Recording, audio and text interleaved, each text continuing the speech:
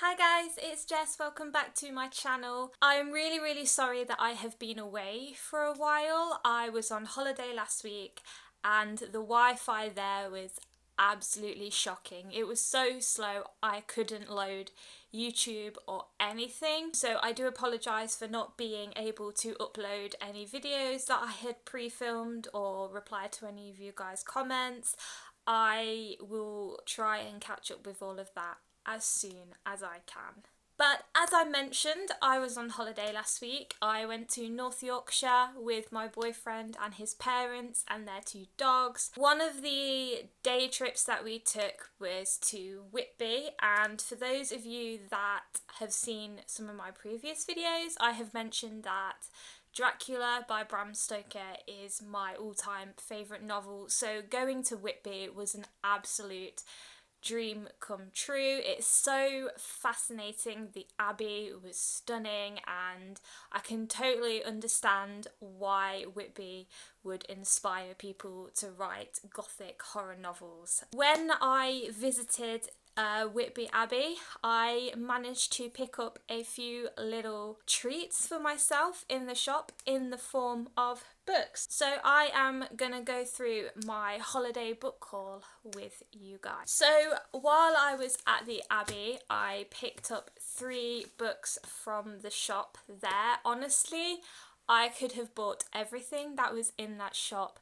It was amazing. And the first book that I picked up was another copy of Dracula by Bram Stoker. I already have 2 copies and I'm trying to collect more, so this was a must. And there was so many different copies of Dracula on sale with so many different covers, hardback, paperback, new, old.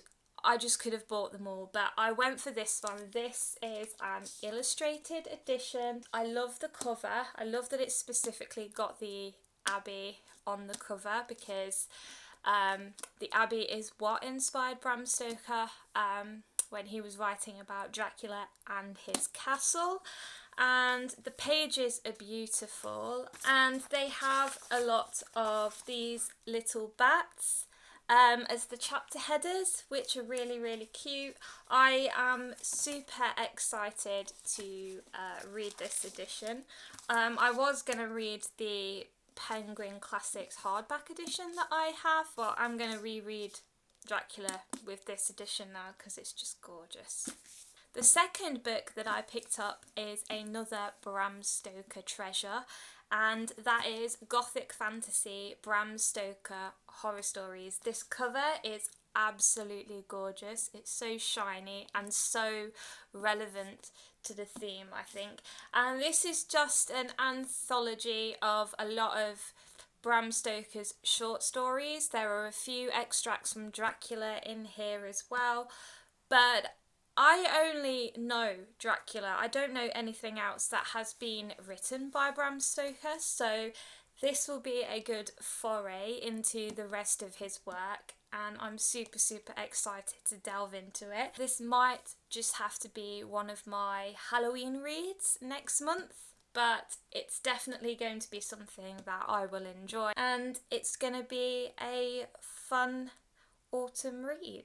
The last book that I picked up in that shop was the Whitby Witches by Robin Jarvis. I don't know anything about this author, I've never seen any of his books and I don't know anything about this novel, but it sounded right up my street. Again, it's set in Whitby. It follows the story of these 2 kids as they move to the seaside town. Once they've moved there, they discover that it's quite a mysterious place. And there are lots of mysterious creatures and they find out that some of their relatives and friends probably aren't all what they seem. And I was reading actually that the author of this novel was inspired by a lot of urban legends and horror stories from Whitby when he was writing this.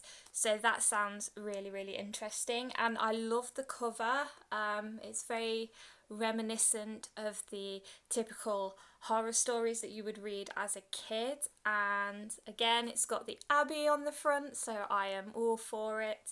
And yeah, I'm just very excited to delve into this. And again, it might be another Halloween read. They're piling up, so I don't know if I'm going to get to all of them next month, but it is autumn pretty much, so it's time to be cozying up by candlelight with these kind of stories. So those were the books that I picked up from Whitby. The other two books that I have to show you are books that I picked up when I was travelling back from my holiday.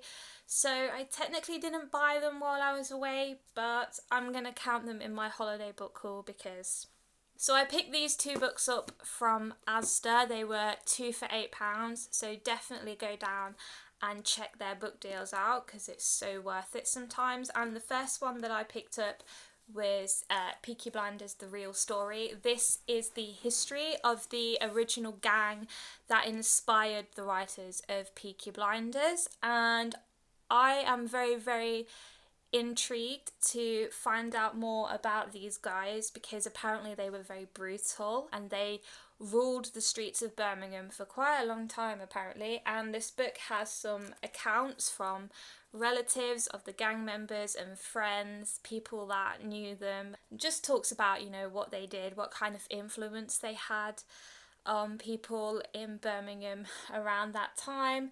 It sounds really gritty and I absolutely love the show Peaky Blinders, so I am very, very eager to find out more about what inspired that show and just to hear some interesting stories. And the last book that I picked up was The Dead Wife by Sue Fortin. Again, this is another book that I haven't heard of, and I haven't heard of this author either, but it's a thriller which has me sold straight away.